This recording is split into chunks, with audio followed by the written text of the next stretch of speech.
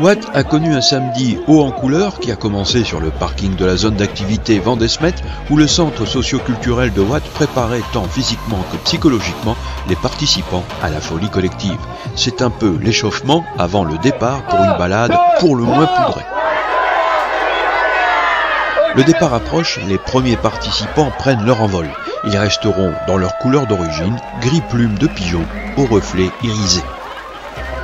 Puis le départ est donné et quelques participants ont déjà timidement pris des couleurs. Au départ de la Watt Color, il y a ceux qui courent, ceux qui marchent vite et ceux qui marchent esprit balade. Ils viennent tous de partir pour un périple de 4,5 km. Sur leur chemin, les amis motards qui à la terrasse d'un café les regardent passer font attention, eux, de ne pas se mettre dans le rouge en devenant bleu-violet afin d'éviter le carton jaune des tuniques bleues. Toutes les couleurs ne sont pas bonnes à prendre. Sur leur parcours, nos candidats à la coloration express arrivent au premier point de correction de la colorimétrie générale façon coloriage grossier. Ici, on corrige le bleu. Ah, vrai. Ah voilà, bon, bah vous avez du bleu. Parfait. Plus loin, un nouveau checkpoint attend nos participants. La correction colorimétrique est sévère.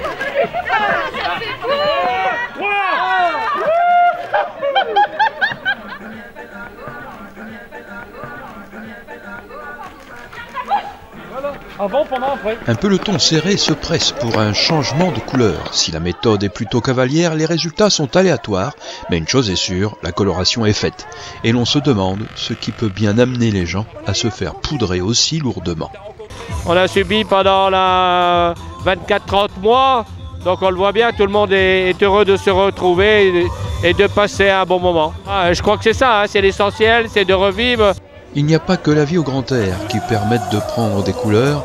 La Watt Color peut être un palliatif, mais remarquez alors que dans les rues de Watt, les couleurs sont plus intenses.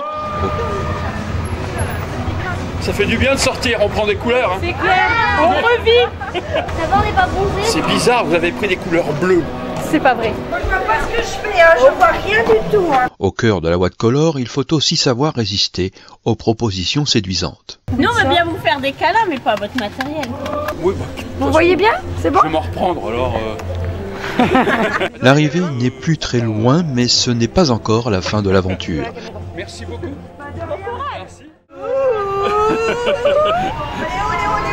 Alors, bah vous êtes jaune. Ouais, on est jaune. Sur la place apprêtée, les premiers attendent les derniers. En effet, une dernière mise au point couleur doit être opérée avec tous les participants, beaucoup moins ordonnés que l'arc-en-ciel.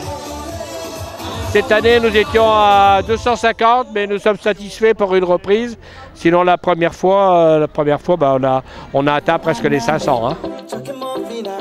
Les derniers participants sont arrivés, la place est bondée, chacun attend le compte à rebours pour la touche finale à cet après-midi festif et coloré.